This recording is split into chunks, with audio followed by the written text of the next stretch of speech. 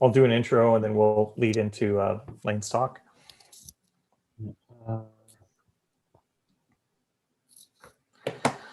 right.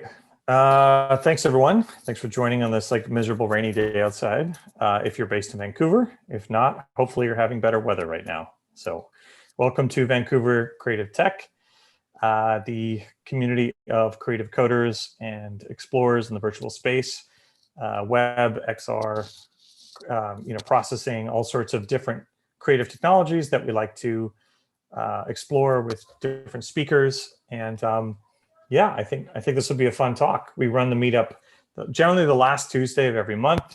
And I think, Tim, we're now at maybe a year and a half of running this virtually entirely.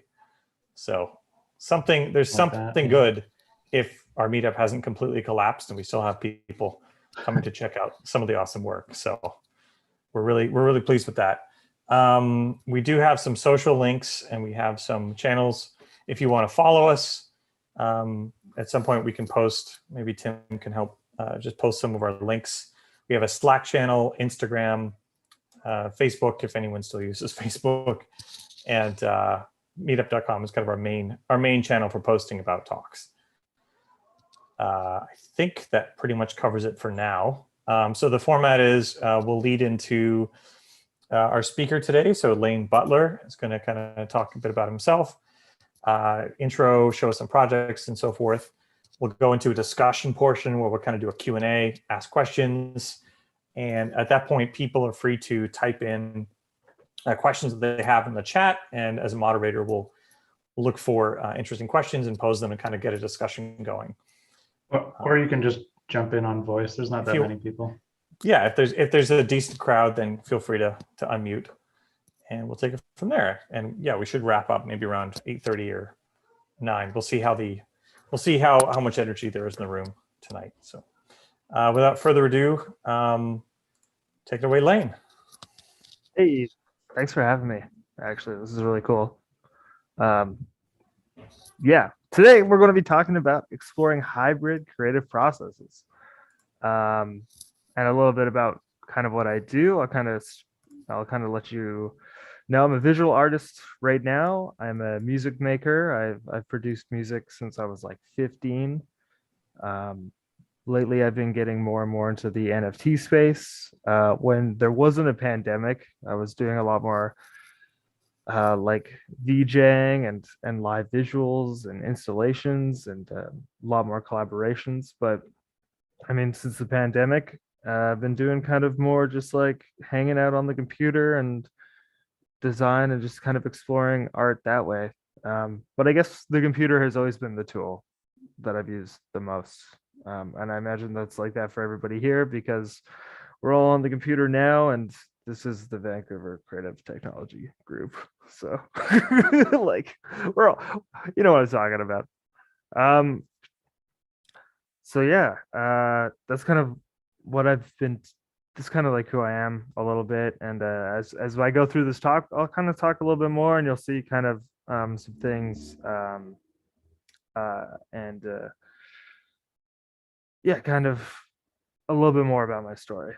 That's a little preface, if you will. But yeah, when I was younger, I started with music, and I learned guitar from a very early age. I was like 7 years old, and I played guitar up until my 20s, pretty much. And you get to a certain age where it's like, okay, you're playing guitar, but like, you know, I want to be in a band. So in high school, I was in like a screamo band and a metal band, which I'm sure like if you're in your 30s, we could all relate that at some point in your life, you were in a screamo band.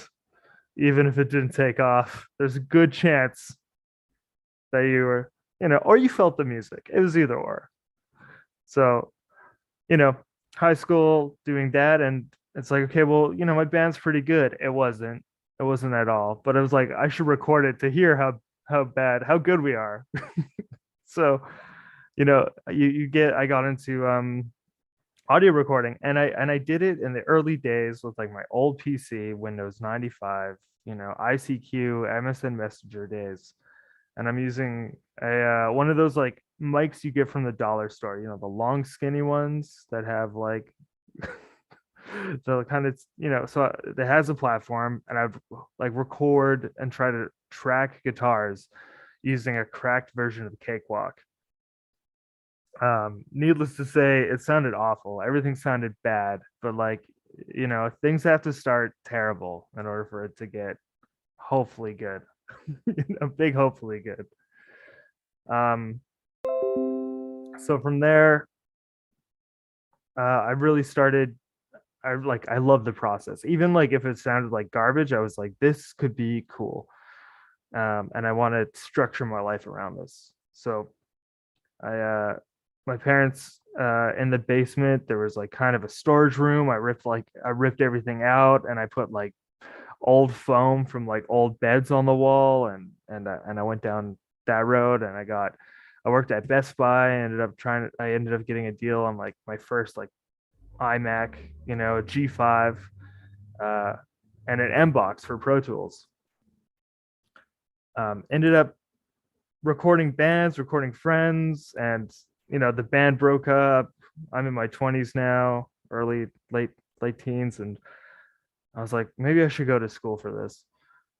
So I ended up going to school to the Art Institute of Vancouver.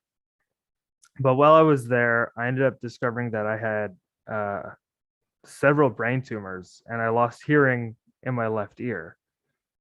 And because of that, I ended up like becoming really depressed, but like, I was still a creative person. And that's like, in order to deal with that, I was like, well, I can still hear. So I kept making music, and I kept producing music up until it got kind of worse. So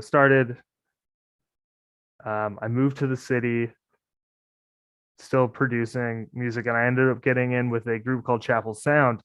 And um, they would do these live streams much like this, but it was just like kind of Boiler Room-esque. If you know what Boiler Room is, that's like just like an online DJing platform.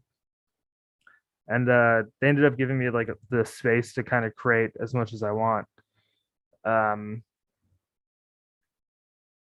and that was pretty cool. So having the love and support of the community, which is like so huge, we ended up getting a residency at the Fox when the Fox Cabaret first opened up.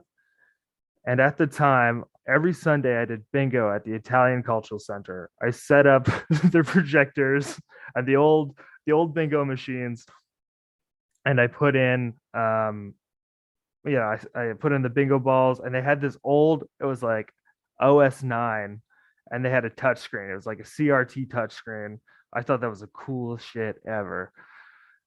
And while I was there, they ended up having projectors that they were just going to throw out. So I would cop these projectors, and I'd play with them, and then I dove into you know various styles of technology. So what I found with like the music technology, like using Pro Tools and Reason and Logic, that you could transition over fairly easily. There was like so many um similarities between the two.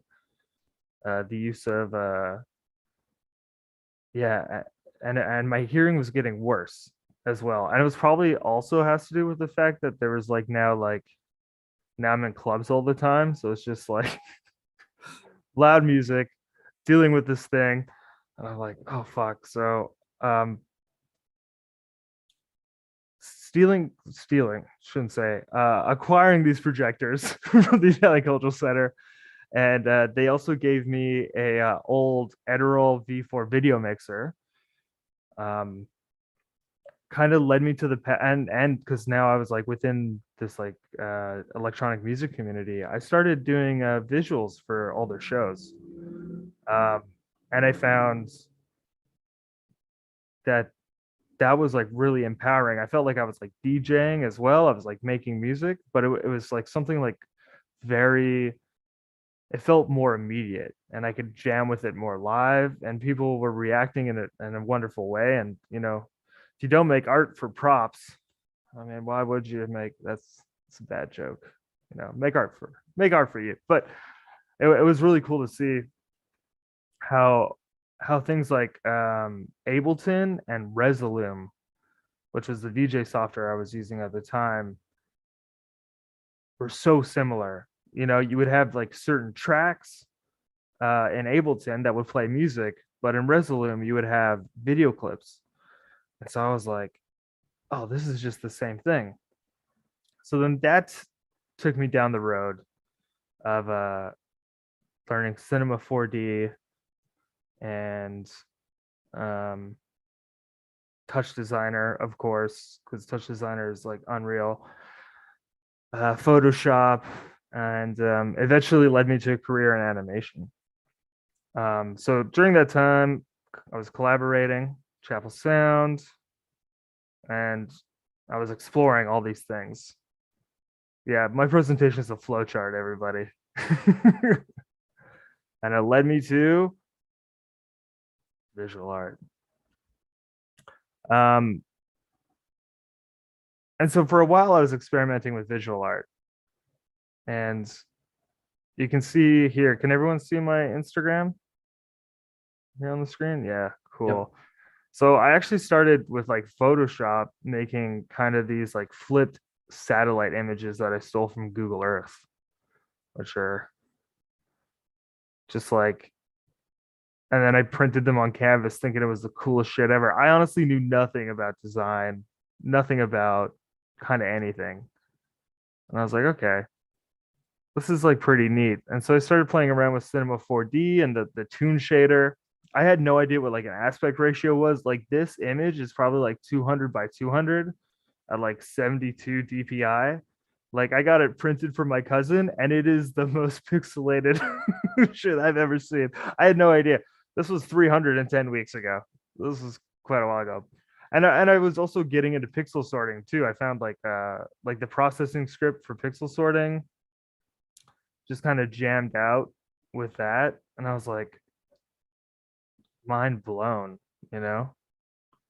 And then I got into kind of glitch data moshing, not data moshing, glitch moshing. I would run, essentially what I would do is I'd make these color palettes in Photoshop and then run them through Audacity, which is an audio program.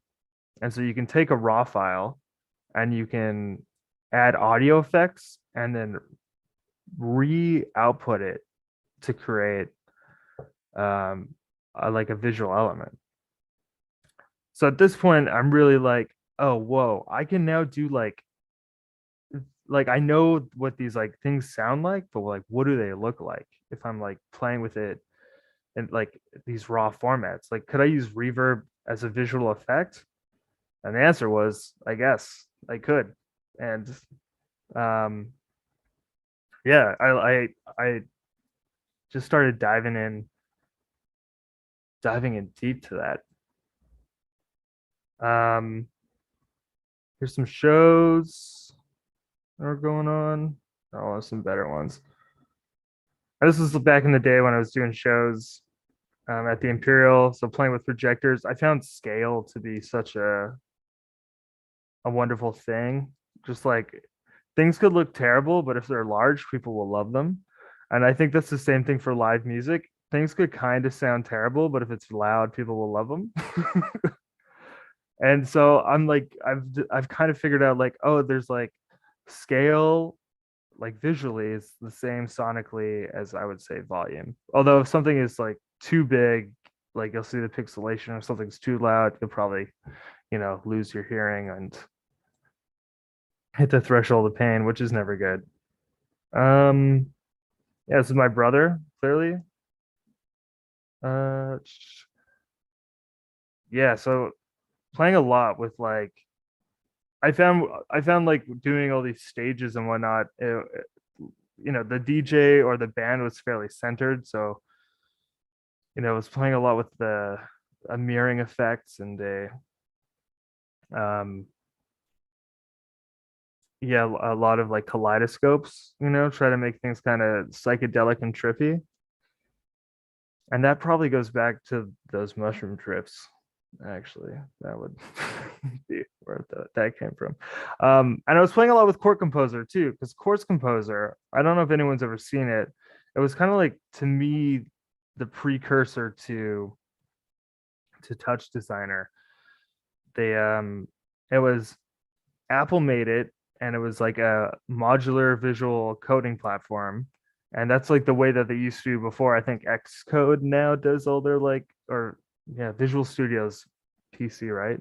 Um, but yeah, before Xcode, Course Composer was the way that they would make all of their screensavers, and it was like really handy. And there was like some third party support for it, and you could siphon things in, you could siphon things out.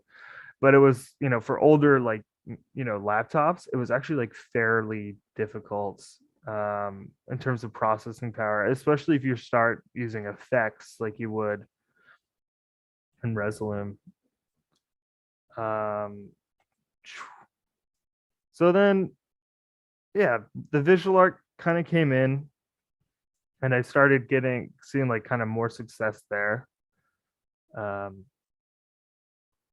and I was getting into festivals and um, different commissions. I worked for Ria May and did like some, I would say like really cheesy like heart visuals, but it was cool because they got played out at like the Air Canada Center. Um, I started meeting like a lot of people. Like I met Tim through like our mutual friend Darren, and we did visuals together at like Shambhala. Um, and actually, Tim's used, I don't know if you know this, but you've always been an inspo, like your 100 day or like every days for a while, or like shit back in the day, I would like check out. And then like when I got to meet you, I try to keep it cool. I was like, okay, okay. But I was like really like, man, Tim's the fucking coolest. I'll give you an autograph next time I see you. Yeah, please. um so at this point in my life, I've kind of like I kind of abandoned music a little bit, but not really. I was still like making music. I was still kind of producing under the name Lhasa, but I started to really not feel it. I felt like I like had something here visually. I wasn't getting as frustrated making visual art as I was um, doing audio. But then things changed. Like I still acquired equipment, and I still was going down the audio rabbit hole. And I lived with the bassist from IMUR, which is a great, phenomenal local band. And we would just like stay up all night, like talking music. So music was like always still there. Um, but it always like it was always inspiring, my visual work too. So I ended up being able to do the album art for them. If we can go down for IMUR. Will I find it? Won't find it. No. But I did end up doing the album art for Karuma, which was pretty cool. So I ended up getting now like, people are seeing my work on Instagram, and like I'm posting on Reddit and all over the places. And I'm trying new things out. Like this image here, I still think is very amateurish. I mean, if you're looking at the clouds and how like kind of grossly warped they are, it's like not the worst. And I have no idea how to design anything. Like I kind of knew what a grid was, but here you can still tell that I'm not really playing in a grid. Um, and a grid I found out later is much like tempo and music. Um, but yeah, I think the music I was very interested in, like after the screamo, was like electronic music, and I found it's like the palette of like electronic music with all these like interesting timbres and the sound design. I think that like really informed my artwork, because it's not like I'm trying to create anything kind of tangible, or if it is tangible, it still feels like otherworldly or digital or like. But the one thing that I really took away from audio was um kind of like archival as a form of art, like the fact that like tape saturation that you're adding to music is very it adds such subtlety, but it really kind of like brings things together. And so like if you have something clean and crisp and digital, that's great, but you can hit the uncanny valley. But if you have something that's like sounds like it's been like captured by some sort of medium or looked like it's captured by some sort of medium, um, I think it can kind of ground us back to reality a little bit. So I started really getting into like dusts and scratches and um and all that. Um yeah, so fast forward, I guess a few years later, I was like, doing a lot more work.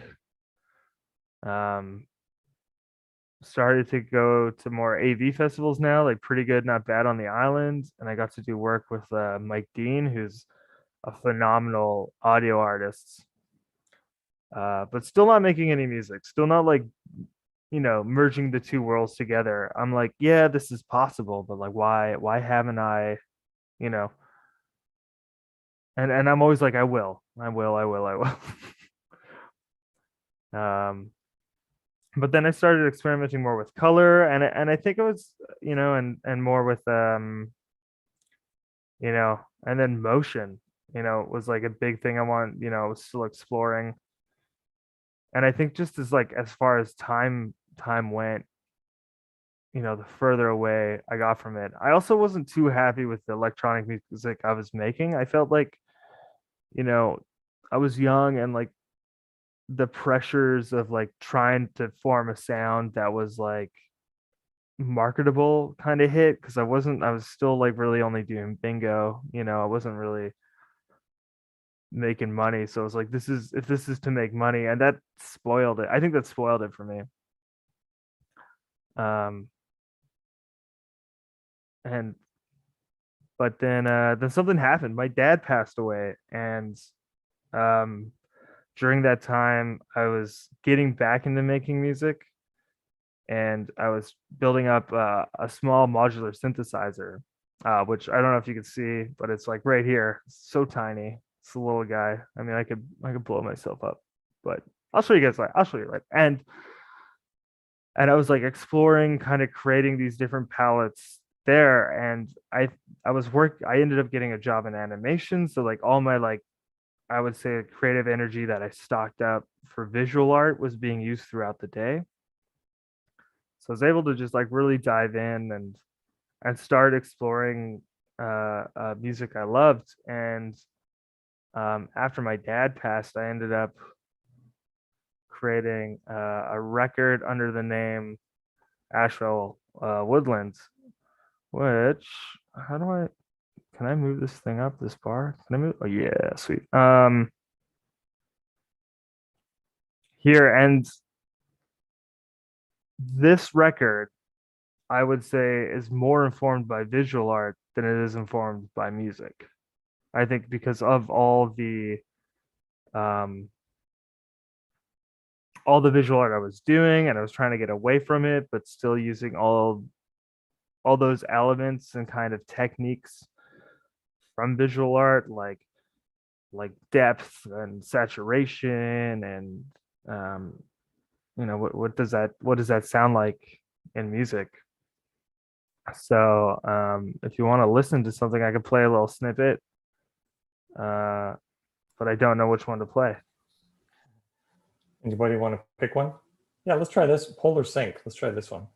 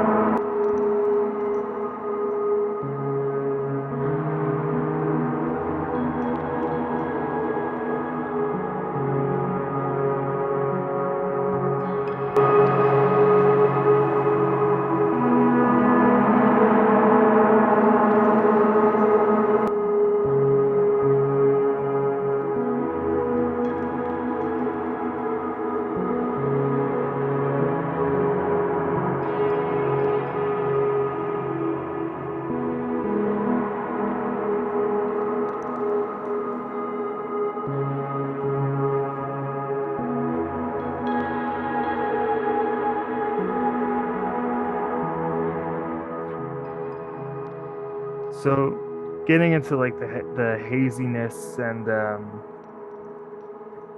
kind of here like exploring kind of the grief I was going through, um, which is, I guess, like a vibration. Oh man, this is going to sound so hippy dippy, but it's definitely like a vibration. And then so it's like, I was able within my instruments to like get into a place where I could kind of put that out and like it would like harmonize with like what I was feeling. Um,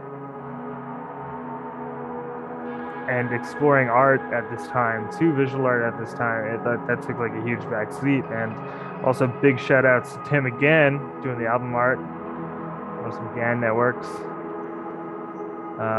which inspired me then to like go down and you know have fun with some GANs. So this record came out in, I want to say, March of last year, May of last year. Does it tell me?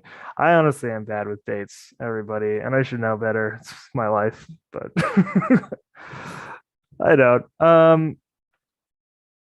And it was great. I was back in. I was like making music, and I was able to kind of hit this record helped me a lot. Like it really did. I couldn't believe like the catharsis that came after creating it. I didn't even care if I was able to put it out. That wasn't like a big deal. It was like making it. Um, um, yeah, but also during this time, um, so while I was making music, I was doing a lot more collaborations with Nancy Lee and Karen Bomber, and you should really have them on here too. I think their work is so mind blowing. And we were messing around with like VR and so I was getting like deeper and deeper into the technology that way, but like that mixed with work, it was like just a combination for burnout. Um, so I kind of took a little bit of a break, I think. My Instagram's kind of my diary, just so everyone knows.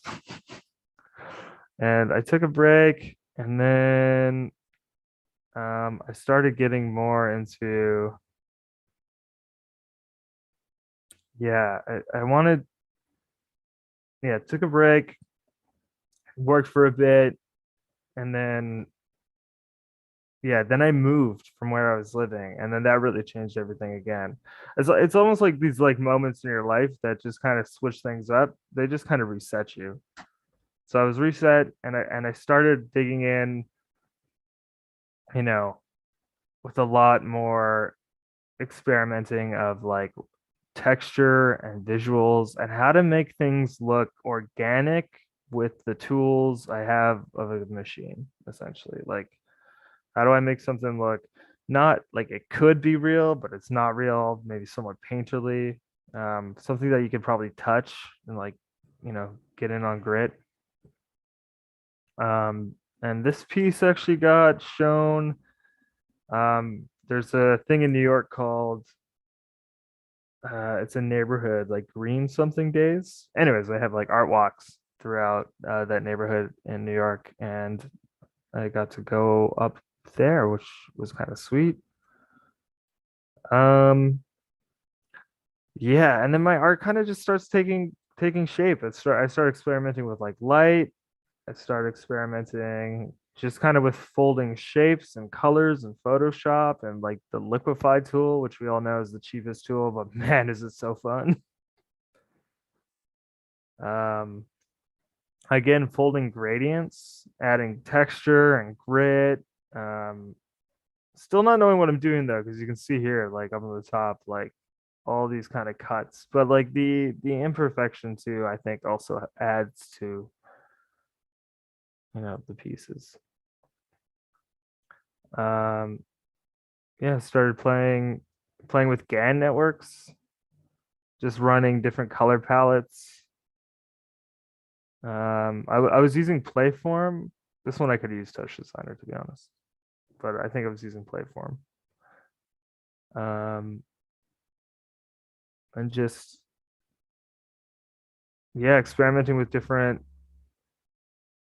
like running. I would run also like analog visuals back into Touch Designer, exporting that as like a PNG sequence, then training a GAN network on that to kind of create these textures.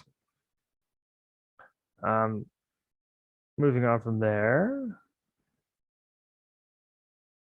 yeah, doing like what is this? Is this like synapses? I don't even know.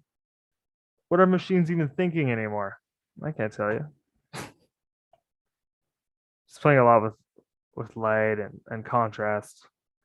Again, back to grit. I always like find myself going back to, you know, to like things that like I wish I could feel, but I can't. But like maybe if I see it, it's like palatable on like a haptic level.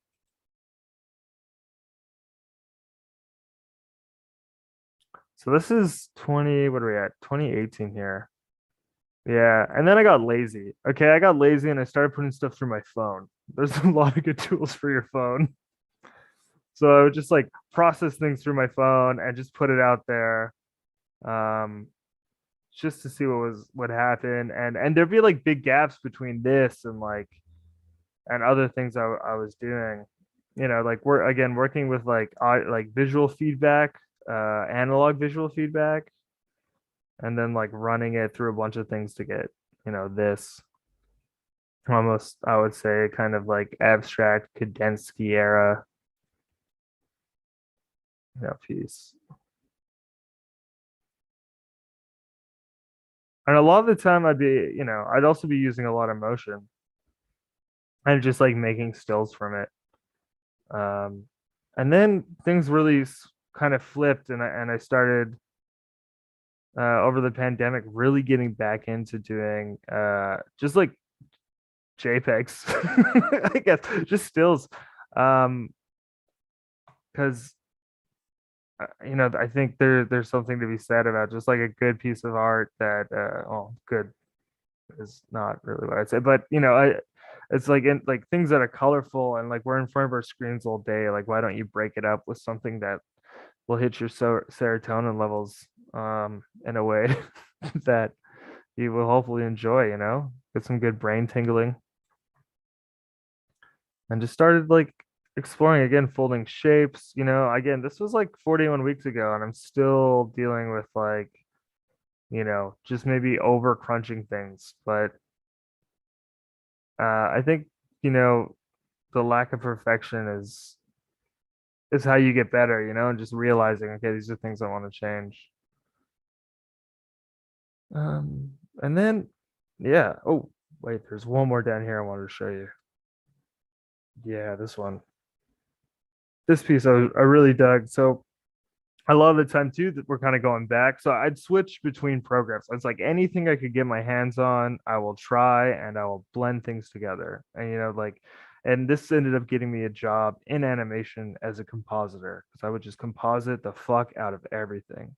And um that's like all they want really is for you to take different things and put them together and try to make it look decent. So this is just like all After Effects and all vector blurs and just shape layers.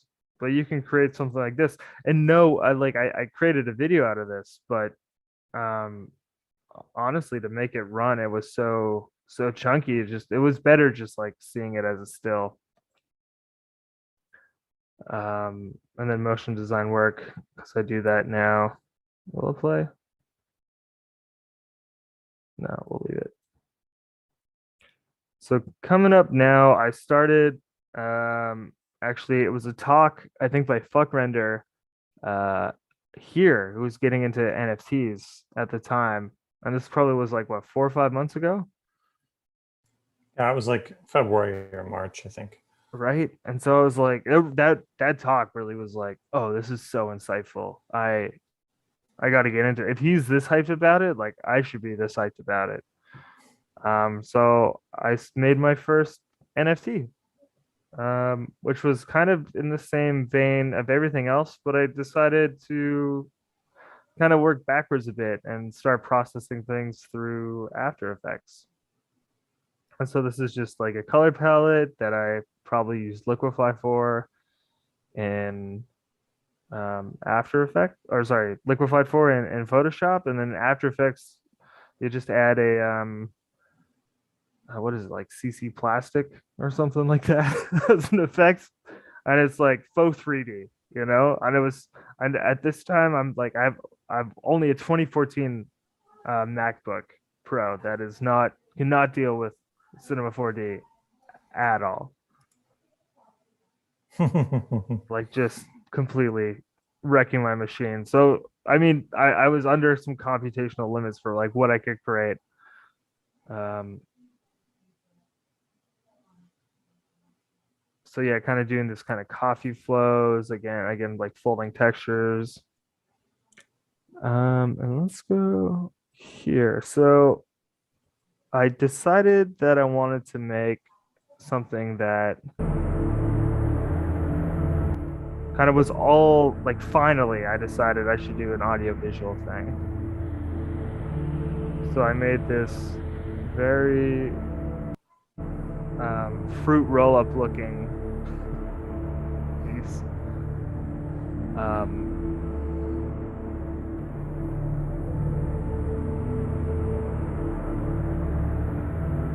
and this one means a lot to me because it's kind of like the amalgamation of my life and all my work to this point.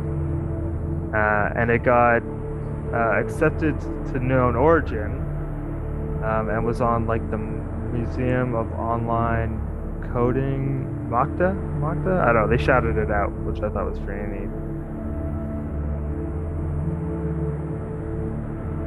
So just like a chill NFT that you can kind of hang out with. Hopefully, somewhat introspective.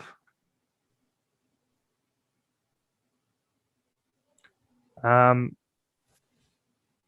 and I was still, and I was like kind of going back into motion and back into visuals. I also was accepted to the Vancouver Mural Festival's AR walk over in February.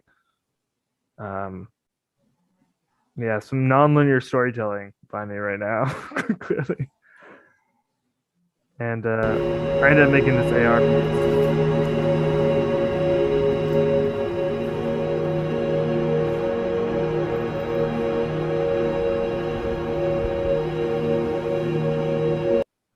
So also a combination of audio and yeah, using audio again. I'm like, I'm now kind of just bringing my worlds together and um, seeing kind of like, you know, with the tools I have, and you know, not knowing enough, but there's honestly so many tutorials out there that like just, you know, go for like like watch half of one and then just like fuck around for an hour and you'll figure something out that will be you, you know. Like sometimes it's great to just start with like it sometimes gives you like a bit of a baseline. So Spark AR, I had no idea, like I was using what, like Adobe Aero, which is super easy. And with Spark AR, I was like no clue. But having worked with like Touch Designer, and like and Course Composer, I could kind of see certain similarities that I could bring over. So going down this rabbit hole, I was, yeah, so getting into NFTs, applying everywhere. There was like that first kind of wave of hype. Everyone's like super stoked on them. They're like, ah, we're gonna be rich. The truth is no. Still got a job. But I still find like the community really great. And I've actually met a lot of people here in the city who are really cool. And I've had the pleasure to you know, meet people just online as well who are like genuinely into art too, and they're just, it's kind of just like another like beacon to rally around. And I got really into Hickenduck, which is on the Tezos blockchain.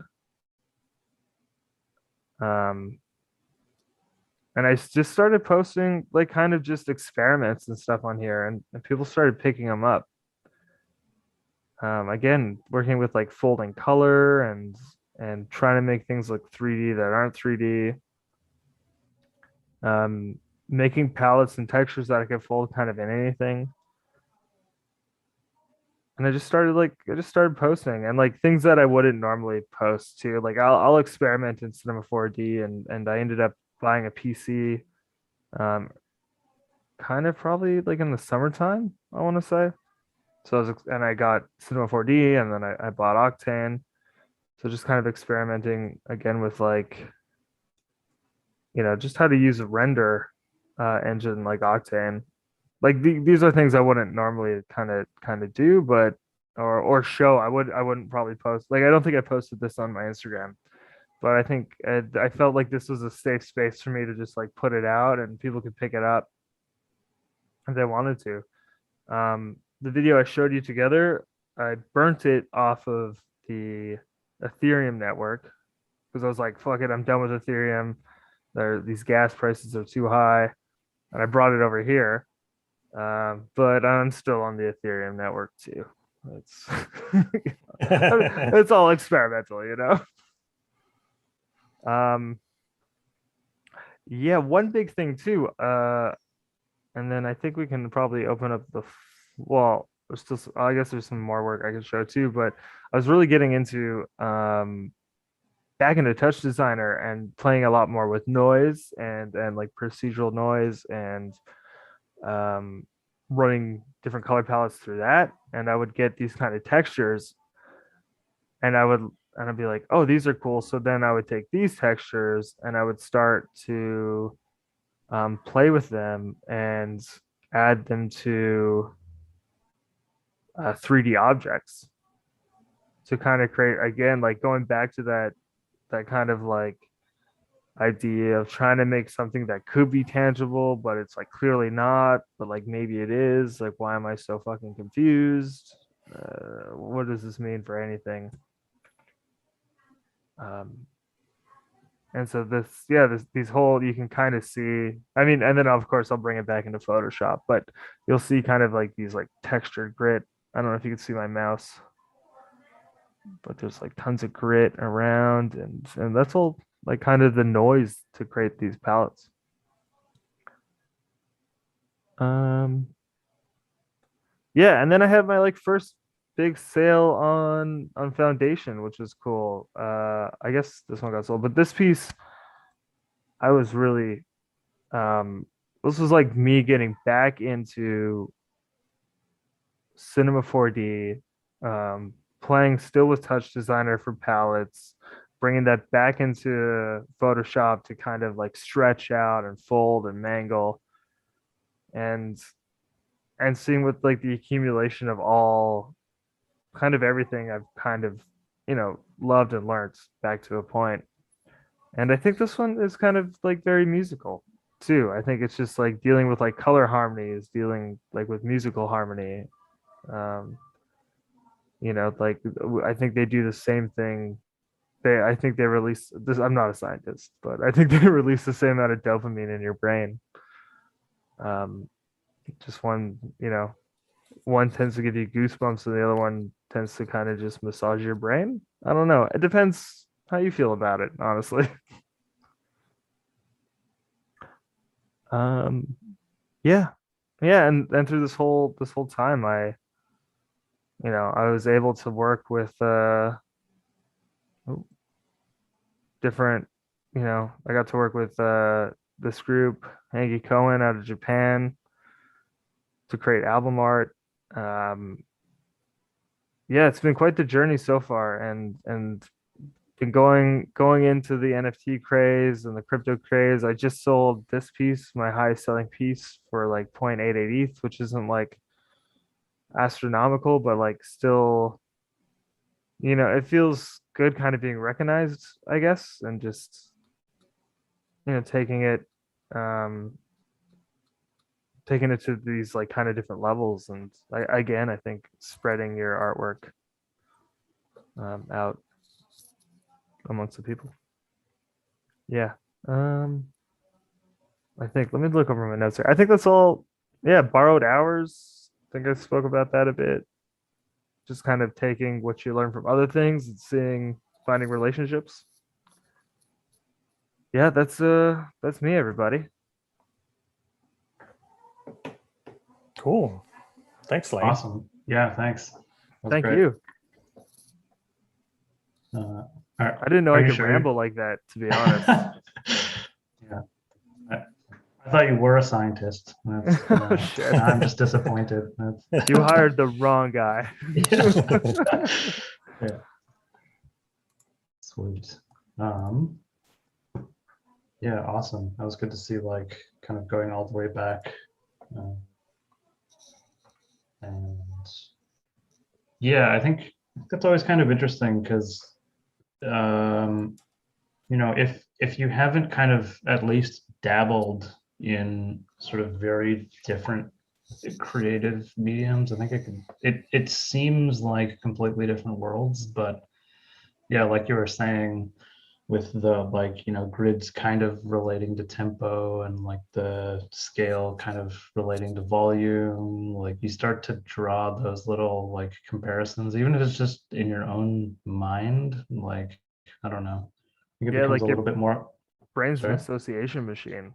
Like Yeah, it's exactly. constantly Yeah. making associations, and yeah, I think it's important to kind of try things you're unfamiliar with every now and then, just to see, especially if it's like something you're interested in, and you're afraid to get into it. It's like eventually you're going to start tying things to, like, your own memory or things you've done in the past, maybe. But yeah, there's like this idea of like borrowing hours, where it's like for me, the reason why I got good at After Effects was because I was doing it um as like a VJ. So it's like able to use that to get into, a compositing job later on. And just, yeah, and then that was, then it just kind of flips. It's like now I'm learning this, yeah, more in depth. And now it's like related back to the art.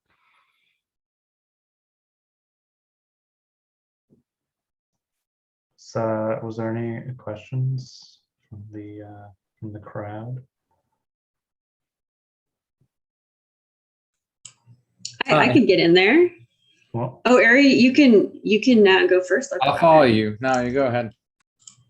Okay, sweet. So I was kind of struck by the idea of like kind of how you would implement something like an audio effect visually, which I think is interesting. So when you're thinking about that, is it more like representative, as in like what does reverb look like? Like what is the artistic expression of reverb, or is it more like procedural when you're thinking about like how the data of your image is being adjusted in some way that is more like reverb? So yeah, if you could kind of like describe a little bit Yeah, for sure. how you think about that. I think in both ways, actually. So in the example I showed, where I was using Audacity and using audio effects, like that was like very procedural and very clinical in a sense. Like this effect creates this visual effect. But I think, say if we're moving over into like the more like um contemporary world, where we're using, say, blurs, like I would consider like a reverb just like a blur for sound, and a delay is like essentially a, I want to say, like a broken up reverb. It's not just like, but like back to rhythm, just like how your composition looks. Or distortion is like saturation, if you get those like that vibrance knob and you just like turn it up, and things start to artifact like that, I see sometimes as distortion. Or adding noise. um I definitely look at it both ways. I think I use the latter actually more so than I do the procedural way, because I mean I haven't messed around in Audacity for, I don't know, I'm 32 now, like years. A long time. Yeah, I hope that answered your question. Yeah, thanks. That's an interesting way to kind of to kind of pose it. So it can be both like a procedural thing, or it could be sort of an aesthetic thing. But I think what's interesting for me, like about you, is you have like a name for the audio side versus the visual side. Like I could toss you like, like an audio effect, and you've kind of like gone through and categorized. It seems like you've gone through and kind of categorized these things in terms of like what you feel the visual responses, which is cool. You just blew my mind. You taught me something about myself just now that I did not know, but it's very true. Yeah, I think it's just because like I went to school for audio and then picking up, and then I started working in like a visual medium. So I it's just like I just know all the jargon from both sides now. Yeah, I'm whoa, blew my mind there. You're kind of like a human interface because I am. you're connecting inputs and outputs of different types of vibration in a way, right? So my Visual. friends get really mad because I make so many puns. And that's like all I'm doing is I'm just taking what they said and associating it with something else and then laugh afterwards. No one else is laughing, but I feel this pain. Yeah, right. Just interfacing. We do too, Tim. We feel that pain too. We got another Resolume user and artist here, Ari Reisner, friend of mine, Brooklyn. Hey. Yeah. Hey, what's up? So first of all, Lane, I wanted to thank you for your presentation. Your work is phenomenal. I really enjoyed. It's quite it's the word I like to use when describing good VJing is visualicious. So visualiciousness. Thank you. And yeah, there's definitely a lot of that. Very textural, a lot of like eye candy, but more so than just eye candy, because that can be used as a general descriptor. But when I can really see the movement and the colors and textures kind of all working together in your artwork, and to me, like that's I can relate a lot to that as a VJ. And as an artist who has also, I feel like I've had a lot of parallel experiences to you, and your story kind of hits home for me. Although I didn't start in audio. I have been a musician for most of my life, but I'm actually I'm a compositor by trade, and I went to school for visual effects and motion graphics. So while I was in school, I discovered VJing on a New Year's, and so that was over a decade ago, and that kind of propelled me into the field of VJing, which was at the time doing something similar to what you've been describing, where you're like hearing sounds and using those as inspiration, trying to find visual, like experimenting. There's a lot of experimentation to try to find visualizations, right? And so you just play around with a different plugin or different software, even if you don't know what you're doing with it, and you can find something that resonates. Has that been a lot of your experience? Oh yeah, I was nodding that whole time because I was like, oh, I know exactly what you're talking about. Yeah, like when I was VJing,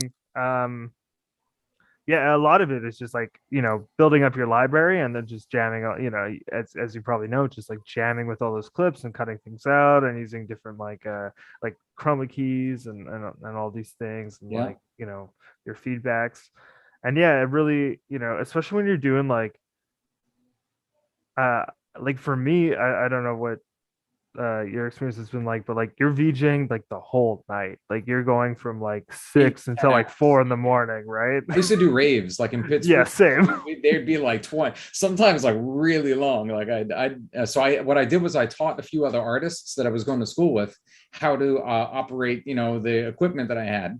And I even invited them to just create their own stuff, so After Effects, Cinema 4D, whatever software they want, and just kind of bring in a USB drive. And so this way we'd have more diversity of content.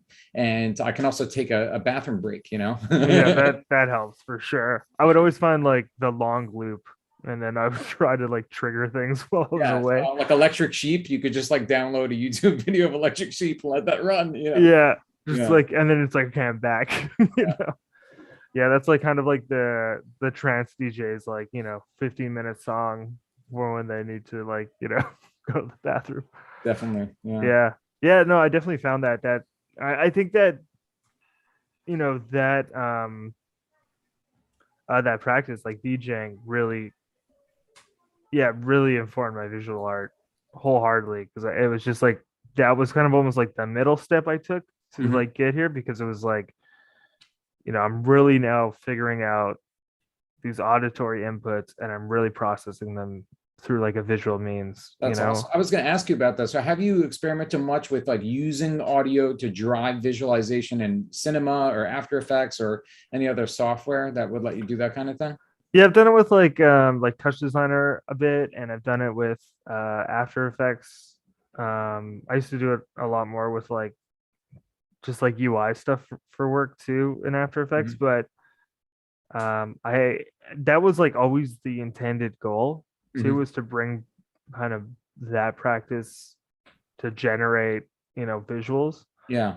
Um, Have you seen Andy Thomas's? He did like bird sounds from the Amazon jungle, and he uses like Houdini, but he uses the audio from those sound clips that he recorded in the jungle to like generate the most epic, like cool particle simulations and stuff. Like really cool. no, I want to see that so bad. Yeah, if he's from New Zealand. Yeah, What's his Ari, name? post it in the chat. I want to Oh, see I this. will. Yeah, let me see if I Yeah, can please. find a link. Oh man, watching that is like on another level. I mean, I wanted to start learning Houdini just so I could Yeah. try to, maybe create some of my own stuff that's like this. Let me see here. So while Ari's searching for that, I have a question for you, Lane. And the question is about, so you use different software, you take an input, you mix it, you create an output, you kind of get all these different generative techniques. How do you know when you're done with a piece? Oh, if it wears me down enough, for sure. It's like who will beat who, really. It's like, because there's no, I think when you're like trying to like model, say, something that is like an object, like what that object looks like, but I kind of don't have an idea of what it's going to look like going into it. I'm just like throwing things at, so it depends, like if I'm tired, and there's pieces I hate, and I'm like, I've spent like 16 hours on this, just folding and morphing and like stretching textures out, and I'm like, fuck it, it is done, and I'm moving on. And it's really just like learning to let go. It's the whole process is learning how to let go. Um, So there's a part of your personality that might be a perfectionist, and you're like, but at this point, I just can't keep messing with this because you might destroy the kernel of the creative burst that you started with. You yeah, kind I of feel think like so. that. Yeah, what Yeah. I know a piece is done when I'm upset. You're like, That's I a want good way this to to put be it. something that it isn't, and so Yeah. you're like, it is what it is, right? It is what it is, exactly. That's Yeah, awesome. this is just it. And then Yeah. it's like, the thing is I'll do a lot of like almost like resampling of my old pieces too. Like I'll take them and like the textures I've created for like a single piece, and I'll just redo, because like nothing needs to be sacred when it's on a computer. Nothing needs to be like taken so seriously where this is it. Like the whole thing is just like take from everywhere and just morph Absolutely. it. That's awesome. It's Have you have you Play-Doh. played with there's an old software program called Structure Synth, and it No. just like generates like repetitions and patterns of basic geometric objects, and you can export them as OBJs. I don't even know if it still works anymore, but it was cool for like a textural detailing. So I thought it can get kind of cool with like patterns and stuff. So I thought you might find that interesting.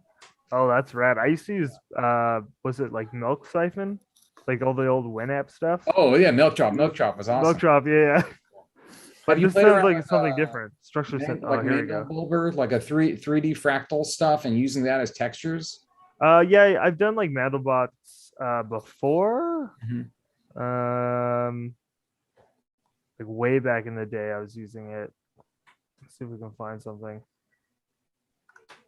There's Yeah, a, no, I just saw an artist in New York, well, he's not from New York, but he had a presentation at the Art Tech House here in New York, The artist name is Julius Hirschwisch. I'm not pronouncing it correctly. I think he's like from Netherlands or something. Very difficult to pronounce name, but he's a fractal artist, and he does three-dimensional fractals.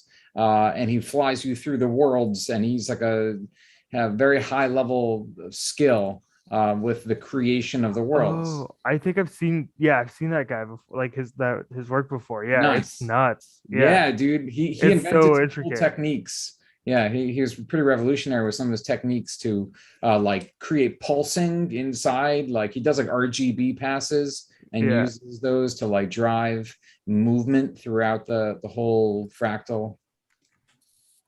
Yeah, it's I'll so post sick. to Arctic House. I forget what's the exhibit called. Do you remember the name of the exhibit that you're talking about? I would just went there. Let me see. There's one that's called Machine Hallucination. I think Maybe that might that's- be it. That might be it. Yeah. But I love those because then you're like walking through a fractal, like It you're was inside huge. of a mandelbaum. Yeah.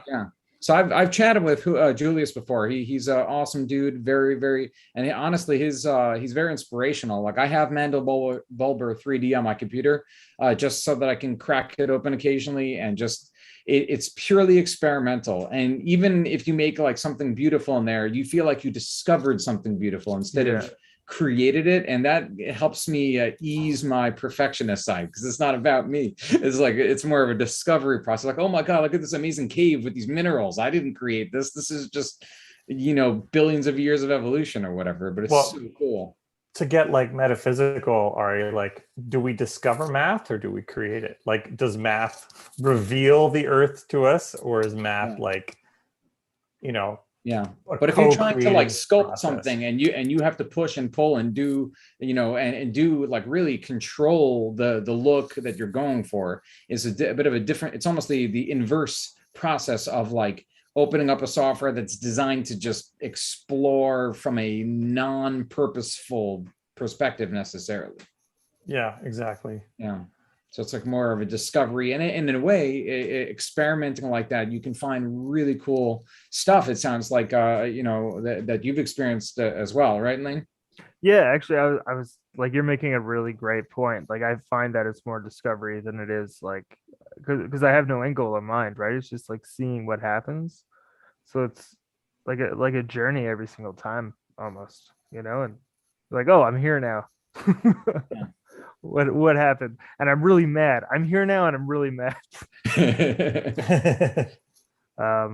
Yeah, no, do you think you could recreate like, do you find that there's stuff that you happen upon that you couldn't necessarily recreate if the same way?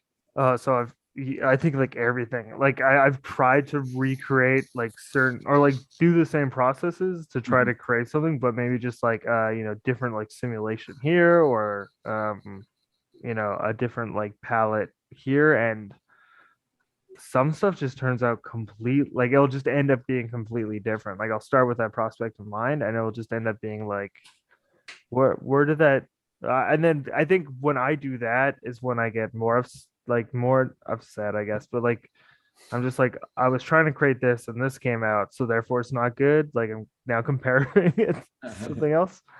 But yeah, all the time it's always something new. I think it's always just like pulling and like getting rid of things, and just breaking things too, and just figuring out what looks good. And I don't know, I have no idea what looks good, to be honest. It's just whatever feels right in the end. Yeah. Have you worked with doing like projecting in a larger space, like projecting some? I think your content and your work looks phenomenal, and I think in a very large format, like to envelop people with like the textures and the colors and like the movement that's like in your work, even in the stills, I think would be a really cool experience.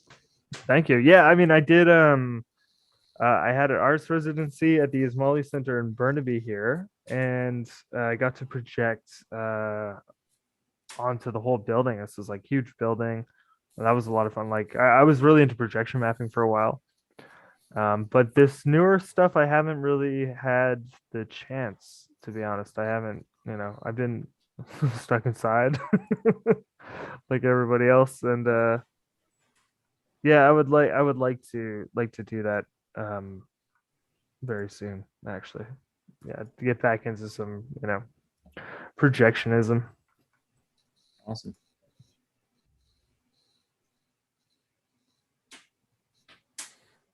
Any other questions from folks?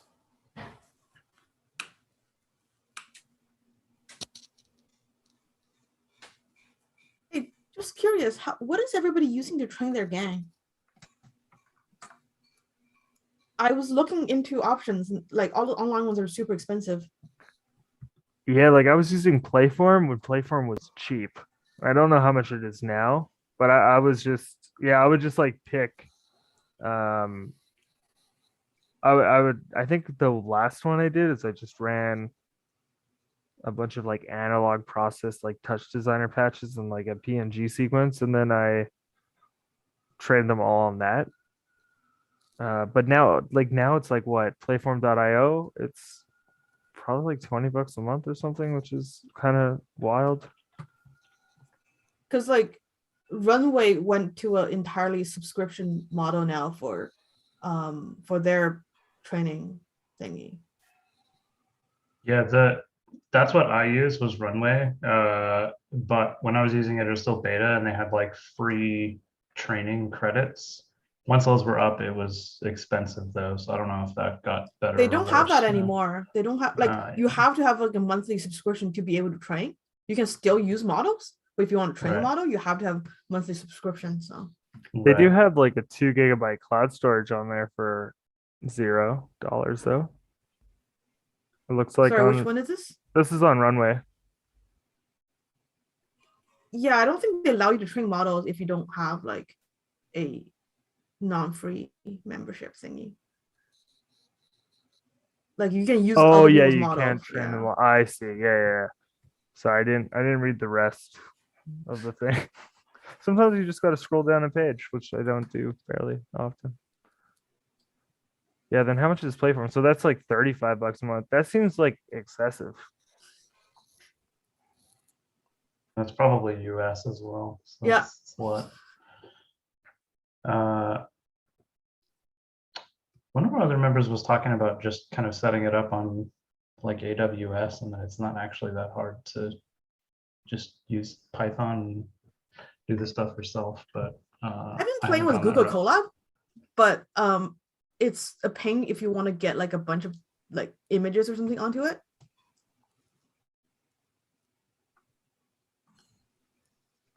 So yeah, I'd love to hear other people's setup for that.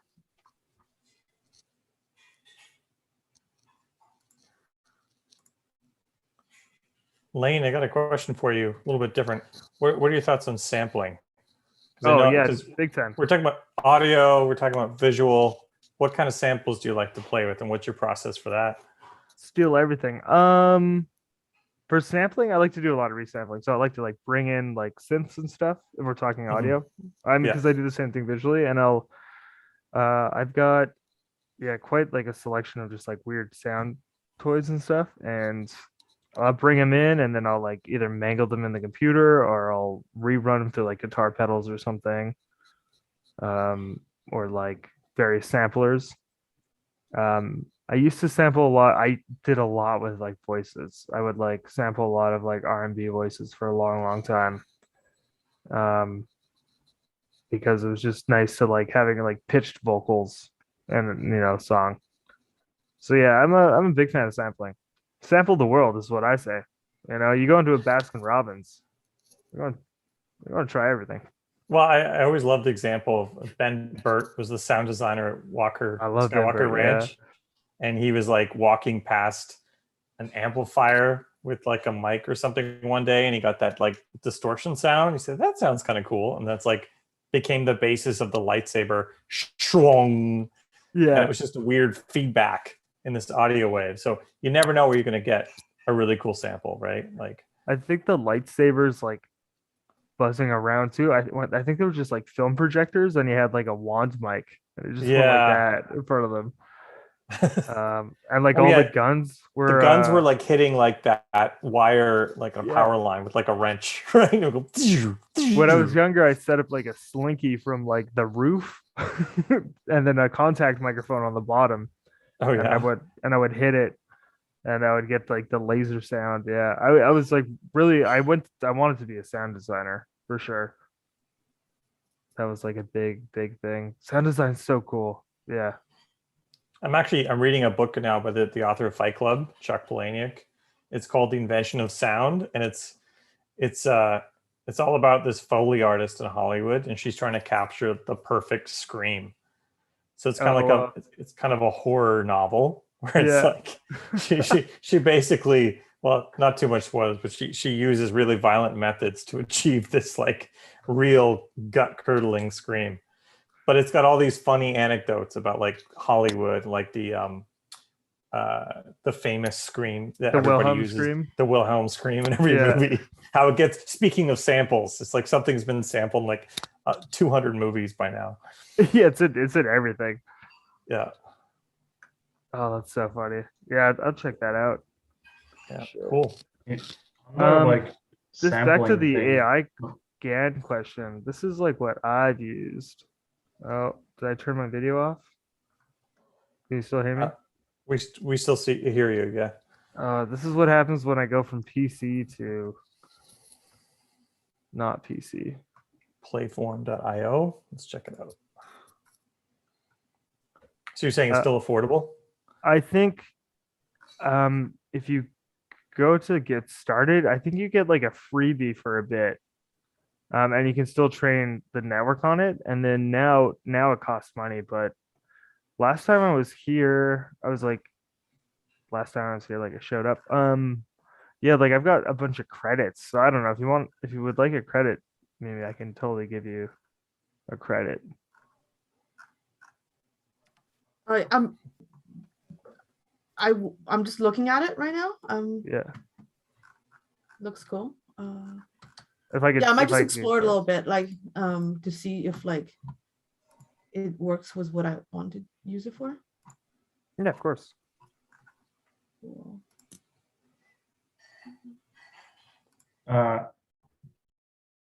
Just a thought on that like sampling question a little while ago there.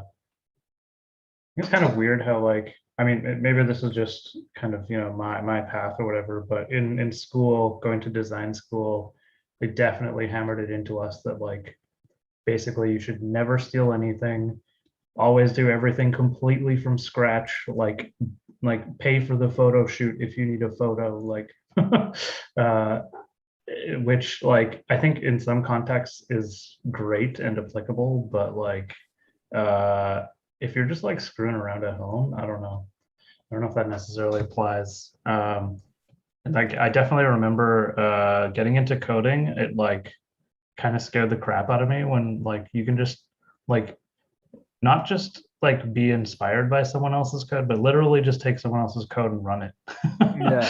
Like it's like like the exact opposite of like everything that they hammered into us at school. So I mean, obviously on the music side, I think like, I've always been into electronic music too. So like sampling is just the basis of all of that. It wouldn't exist without some light theft. But yeah, I don't know. I think that's kind of interesting how like I feel like some of the art world is still catching up with that.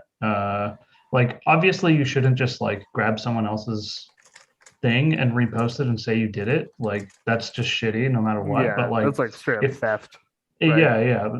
But if if you just take that thing and then like reinterpret it into something new, of course, this is where like the lawyers come in and we need to decide what a new thing is. But yeah, I don't know. I think that is like pretty huge, and that's just like how things get made now. Yeah, I don't know. So I think the visual world is like still catching up on that though. I've had experiences like, I mean, when it comes to VJing, like old school VJ, a lot of them would like play videos that were known content, right? I've actually been to like clubs where I was at like a Paul Van Dyke party like many years ago, and the VJ, I was like really getting into VJing at the time, and this VJ just like started playing The Matrix backwards, and like maybe he sped it up a little bit, like it wasn't,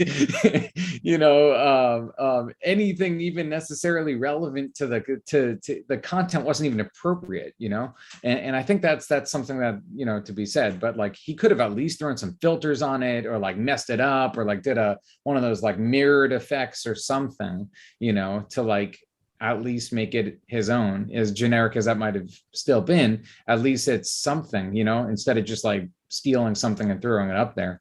But there's another VJ, a Brazilian guy named VJ Preto, that I used to be a huge fan of years ago. I think he does architectural projection mapping now, like a lot of corporate stuff. But back in the day, he used to like take commercials, and he would cut out scenes from different commercials, and then he would like very craftily stitch them together to create audio-visual experiences. And it was really cool because you could definitely tell like he was lifting these shots from content, but he was creating a new story, a new journey with this really clever editing and blending of different other people's content, overall creating a new piece out of that. That's pretty cool.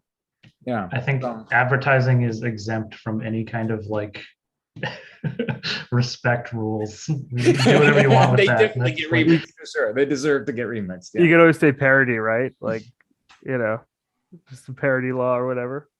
Oh yeah, it's like dumb Starbucks. Yeah, exactly. Oh, that's exactly what I was thinking about there. I was going to bring that up. Yeah. Yeah, that's awesome. I was actually thinking of the idea of interpretation, and it's more familiar for me to think about taking an audio wave and throwing in Touch Designer and using it to generate through vibrations or some technique to create geometry. And I was just curious, Lane, have you ever played with the idea of having the opposite happen? So having a visual that then is interpreted by audio. Yeah. There's a really good, what's his name? Ryan Neely? He had like an interesting talk about polyrhythms, and polyrhythms become, you speed them up and they become like a perfect fifth. And then you speed that up, and like, he's like, this is like, if you sped it up enough, you can see the color, even though we're kind of now processing like the electromagnetic spectrum and the auditory spectrum. And that did give me an idea to like be like, oh, if there's a way I could like maybe like reverse sonogram, this piece and figure. Actually, there is, and I did do this. You know what? I'm lying to you. So in Adobe Audition, you can import a photo into like the sonogram part, and that's actually how like Aphex Twin made his face in that one Aphex Twin song. But I'm not going to lie to you, it sounds like trash unless I were to like probably slow it down and add all the reverb or blur, depending on what you're thinking. Yeah, then maybe, but I don't know. You're right. Like, it doesn't always sound good, and that's the interesting thing, is the aesthetic of something pleasing in audio isn't always like, it needs a little work to work as a visual thing. Yeah. And then it must be even harder to translate a thing or a visual experience back into audio that's also harmonious, unless maybe there's some mathematical foundation between the two, like you said, a perfect fifth or something, so that there's some organic like harmony, perhaps. Yeah, like I wonder if I tried it now, what that would be like. I think it's such an interesting topic, to talk about like the kind of translation of audio to video or video to audio, because like, right, Lane, I'm sure as you have experience with VJing, it's like you're hearing sounds or music playing live, and you need to try to reach for whatever you have to try to express that visually and share that with everybody. So it's you're kind of naked because it's there, right? It's happening, it's being projected, assuming that everything's still running. Yeah. And but like, so that's that's when you kind of discover that like certain effects, like as you've been pointing out, and as you exemplify in a lot of your artwork, that certain effects really go well with the types of sound. So if you hear a reverb sound, like that might have like a kind of type of look visually, or a gritty sound, it might have like a broken up, more like particle based breakup of the image you're looking at, and if you have like using Touch Designer or filters and whatever software you're using to try to express those sounds visually, I imagine it does, when you're creating content from scratch, trying to listen to a song and say, what does this inspire? Like, what's the feeling of the movement? Right, what are the colors that might come through, whatever it might be. There's a bit of a synesthesia there, and that's a space that's totally open to our artistic interpretation. I was kind of gonna like talk about like affects, like how does everything, like I like to make something that hopefully makes you feel something that like you can't, really, it just brings up a feeling in you. I don't know what that would be. I mean, that's, about the intersections going on in your life as well. Like when you come across, something you listen to or like a piece, but flipping it too. I wonder if it would have the same, output there. It would have the same effect. I don't know. All I know is my mind's blown. There's so many things I want to do now. I hope this is inspiring for you too, because we want to see more of your artwork. Because I'm so inspired right now. Actually, I love this shit so much. It's like, like it's such a big, like a community is like so important because it's just like constantly inspiring each other, and I think when you separate yourself from that, at least for me personally, it's like when I lose the kind of like motivation to make work, but like coming back into like, so like that's why something like this is so important. I imagine like everyone who comes into the space like after is like, oh fuck, I'm going to try out new things, or I'm going to like explore this, or at least I would hope it does that for me, and I'm sure it does that for a lot of people. I'm inspired to go steal some projectors right now. Let's go do it. Borrow, long-term borrowing. It was a long-term borrow, and then I quit. So I mean, my phone number changed and my identity is completely different. Moved to a different province. Yeah, different province. Not here anymore. Yeah. Got a question. Oh, sorry, I don't want to keep hogging your focus. Do we have anyone who hasn't had a chance to ask a question? Want to pipe in?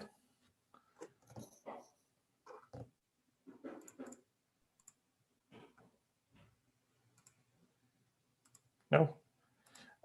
Lane, let's say that you're getting involved in you said we were talking about, we started this meetup, we're talking about XR, we're talking about, alternate realities and stuff. Let's say you jump into the metaverse 2022. What's your first, or what would be your major foray into the metaverse? What expression are you interested in releasing into the virtual world? Yeah, I think XR is really cool.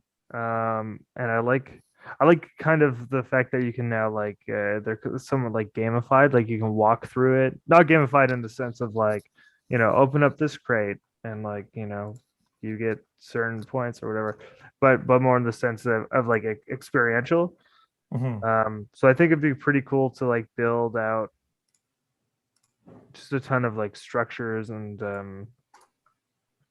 like kind of painterly pieces and bring it in. I mean, I've got like one of those like on cyber.io kind of galleries right now, which is like where you can put your NFTs up that you have minted on the blockchain.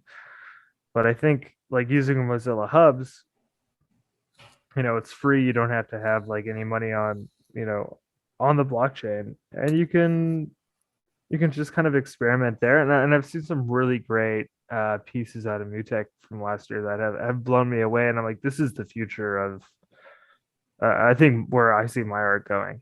Just like if you could walk around one of my images, and I'd have like a particle simulator. I think it brings in all the elements that I've been doing, like audio, compositing, motion design, you know, particle simulations, all these things into one. Yeah, XR seems to be pretty cool. But I'd like to get back to real life too, you know. I'd like to see, I think, more digital art in like galleries, and it'd be kind of more accepted by, and I think it is starting to definitely like more accepted by like contemporary places. Just so like people that have like access to like, you know, a free like art gallery night can go check it out, you know. And plus I want to like drink wine and hang out with people too, right? Like that'd be pretty fun. So the idea is that the metaverse and the real verse come together for the full verse. I'm calling it the full verse, coining it now. Tentative title. Fullverse.com. Yeah, Register the domain now. It's already it's already Ari's like, I'm on it. he's done it. .io. Here we go. Yeah, sweet. So you know what's interesting? If I can just interject real quick, I was watching a YouTube video of Yuval Noah Harari, who wrote *Sapiens*. So he was I don't know why, but he was interviewing Mark Zuckerberg. So that was an interesting video, and I was like, oh, but actually it was kind of interesting. And one of the things Mark Zuckerberg said, although I'm not sure if I believe that he intended this, but he was saying how you know, social media is now at a stage in its evolution where it really does need to become more recursive, where it needs to turn back into the real world.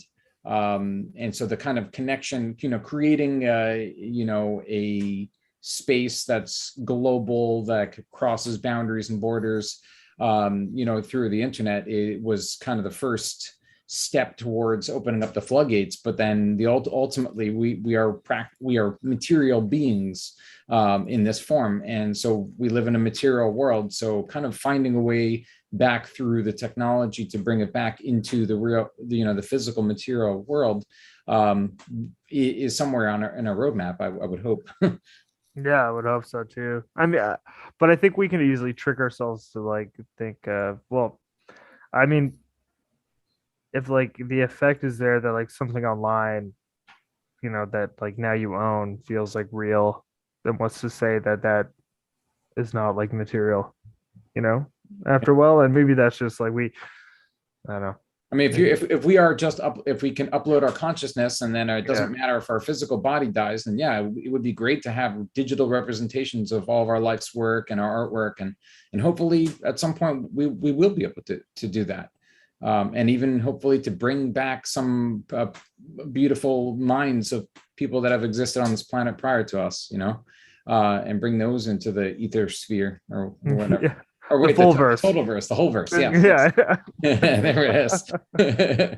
There's an interesting Amazon series called Upload that kind of plays with that idea, where it's like people can be incinerated before they die, and then they kind of appear in this virtual metaverse, but they can still interact with real people, right? And so it's kind of plays with the idea of that same thing. Like, you still need money. Like, there's still in the real world people like your relatives will still pay for your cyberspace, like your rent and like amenities and stuff.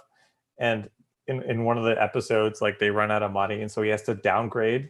And so he's like in like a low bandwidth state. So like it's like a game. All the furniture is like white and gray, and like glitching out. He glitches every like 10 minutes.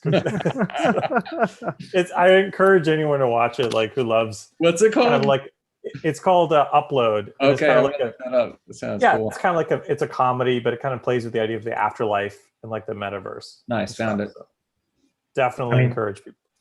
Yeah, I mean, Ghost in the Shell. This is all like what that was about originally, right? Not the new. Let's not live talk action about the thing. The live action. Yeah, standalone. I heard. Yeah, I heard that live action thing was not bad, but I haven't seen it. But yeah, like Ghost in the Shell, bad, and then. But if you're a fan of the anime, then you're like, this is completely different. Yeah.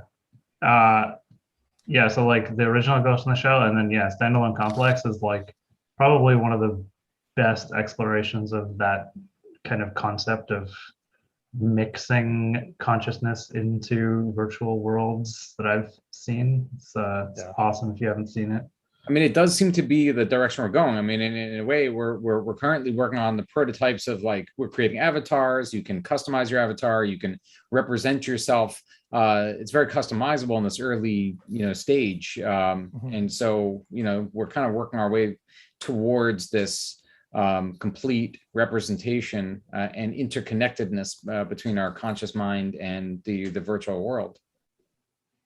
Yeah, Zuckerberg is investing what, like $10 billion of, he's going to rebrand Facebook and turn it into the metaverse or something. And obviously not that anyone wants him to own that, God forbid, but like, it's interesting that he's putting that much money behind this development, right? I'm sure others are going to do it as well. And I mean, the ultimate goal is that no one would own the metaverse, right? That it would be something non-corporate. It would be something that exists beyond one single company. Mm-hmm. So what the who internet knows? is supposed to be, essentially. Was what it's supposed to be, yeah, exactly. Until Amazon came along. So until the different governments around the world decided to clamp down and filter and censor and Just before I forget about it, Lane, you were talking about like, doing sort of things in person, but also XR. Went to an event here in town actually recently called V Unframed. I'll post it in the chat here, but it was exactly that. It was a like sort of like a gallery space. It was at the hangar at the Center for Digital Media. Oh, cool. And so it was basically like a gallery of virtual experiences that you could go to a physical place. And so it's kind of like a mix of those two things. They do have an online component as well, but so yeah, I went and checked that out. That was actually really interesting. Like specifically to see that kind of content being shown that way. And there was tons of people. There was like, like a lineup when I went, and like it was kind of a big deal. It wasn't just like a few nerds with a headset. It was like, Nice. yeah. So that's usually my experience. So yeah, like that's already happening. So that was pretty cool to see that, that idea of like, you can totally, there wasn't wine at this one, but there could have been, like, so you could have had that like art show experience, but for XR stuff. Yeah. So it was cool to see that happen. That's already. really cool. Like, yeah, if you were to play with like, I'm thinking like if you could remove like, quadraphonic sound system or octaphonic sound system, and like you have like being able to track people through a room in order to like make them walk through an exhibit. I mean, that's, I don't know. We'll see. That seems pretty lofty. I don't know how invested I am into that. My own idea right now. Well, there's definitely like a big push in digital art spaces. I mean, like our tech house that we linked here before. I don't know if any of you have been to something like that, but it's really definitely the future. And it's not just the future. I think it's the present. We just don't necessarily, some people are realizing it. I mean, I spoke with friends in Barcelona, and they just went to a Van Gogh exhibit where they're projecting all of Van Gogh's work. And so like this is becoming pretty mainstream at this point. I mean, I think the audiences and just the common public are quite ripe for this. Yeah, definitely. I mean, I think MuleFest, like the AR thing, that went off like pretty well. Like people were, I think, there was a couple things I think that led up to that too. It was like winter and COVID, and people needed something to do, and the fact that this was like outside in the city. But the engagement numbers were wild. I was like, no way. Like I thought it would just be nerds checking this out, but turns out like, grandma was interested. Grandma learned how to use Instagram for it. It's pretty amazing. And then I also like got a shout out to Tim for working on that project with Ben and H4 down in Yaletown. I think it's interesting that we're seeing hybrid physical and digital art installations, and I think what's cool is having the same principles, like in that case of like lens refraction, is kind of cool.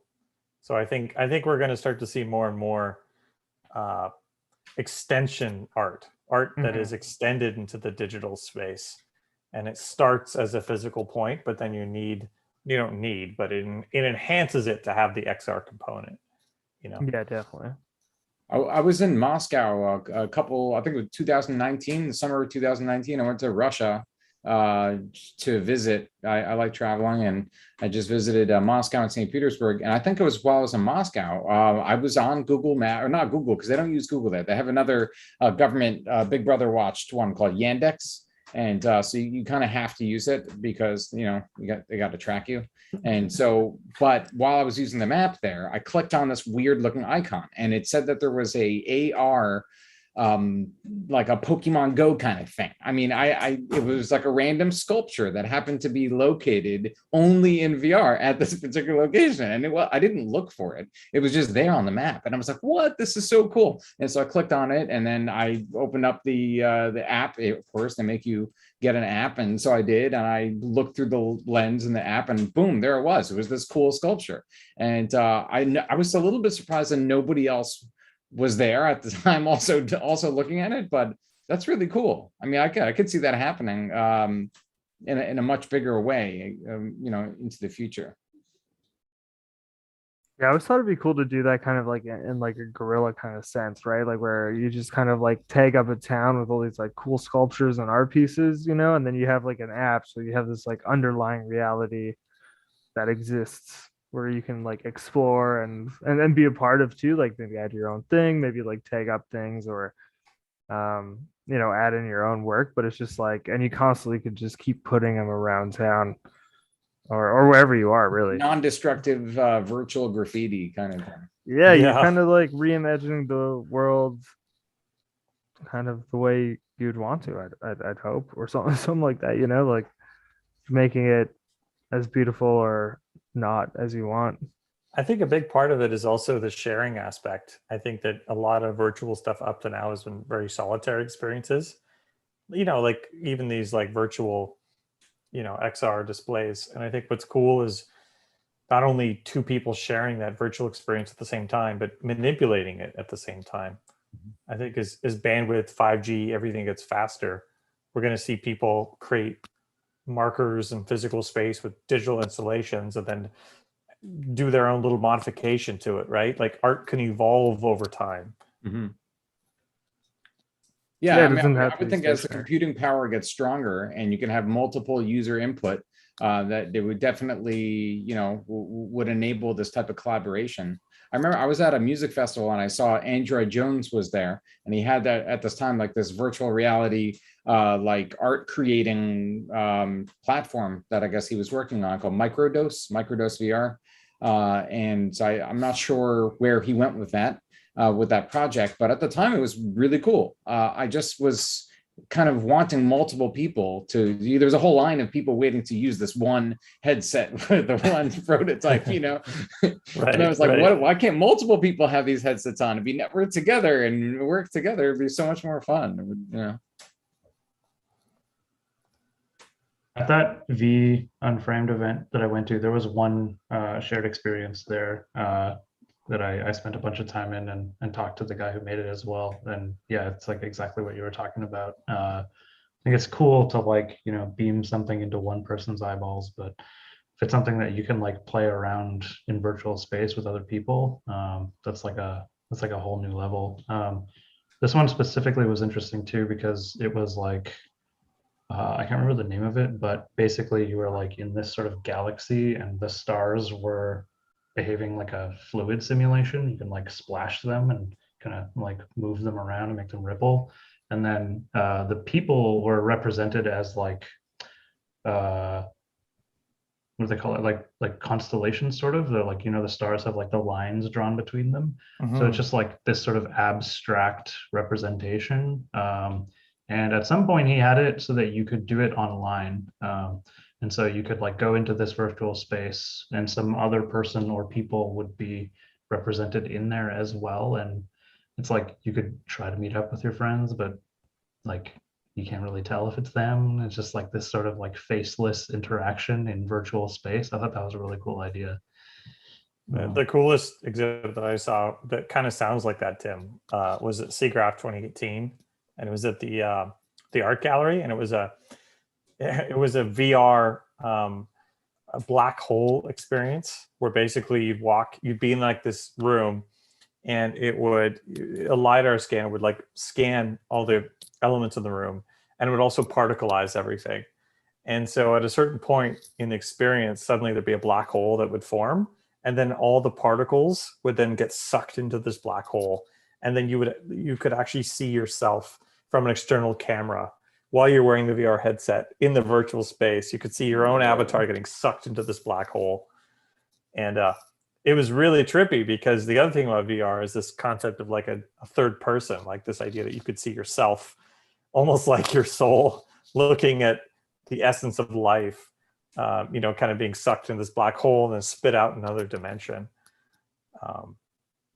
That was pretty far out. Wow. And it also was cool because it was pulling in data from real time. So as you moved your arm, the avatar version of you would move their arm, but you're looking at like 10 feet up. So thank you, Jody. Thanks for your Thanks, comment. Mom. That's my mom. She's the best. Everyone say hi, Mom. Hi, Mom. Hi. Well, Tim, how you feeling? Good time to maybe. What's that? It has been great listening to you all. I'm inspired, and I can't even use a paintbrush. So I'm inspired by all of you. That's awfully kind. Tim, I was thinking probably a good time to wrap it up for tonight. Yeah, I mean, if there's no more questions, yeah, I feel like that's a decent spot to leave it. Lane, thanks again so much for talking and sharing your wisdom with us tonight. Yeah, thanks for having me. It was a blast. I'm like feel pretty special being here. Honestly, this is like, there's been some big names on here, and like, I don't know, I've learned so much. I've gone back through the archives so many times. Like it's good. This is really cool. The work that you both do is like, yeah, will be remembered and talked about, I think, for years, especially in this city. Like the fact that you had Price Station on here, and like I was like, what? I missed that. I was pissed that I wasn't there, but then I was like, I was glad I saw it on YouTube. It's like, no, That's fucking why we way. record everything. We Yeah, try to get yeah. a wider audience. Yes. We do now. Yeah. Yeah. Yeah. So I appreciate that, man. Yeah. Yeah. Thanks, Lane. Sweet. For those of us, I think, Tim, you posted the social links in the beginning. I don't know, maybe we could post them one more time. We got an exciting meetup for those that are still interested next month. We're going to talk a bit about NFTs and physical installations. Ooh. So look for the posting to come out in the next week or so. And Tim, thanks so much. We posted all the links, so you can follow us on Instagram, Meetup, and YouTube. And also, if you're feeling generous and you want to support us in our ongoing efforts, maybe toss us a few bucks if you like what we do. The PayPal link is there below as well. Cool. All right. Thanks, Jody. Thanks, everyone. Awesome. See you, everybody. Thanks Cheers. a lot. All right. Yeah, that was awesome. That was. All right. Yeah. Thanks, Ari. Have a good Cheers, night, guys. guys. Okay, Bye. take care.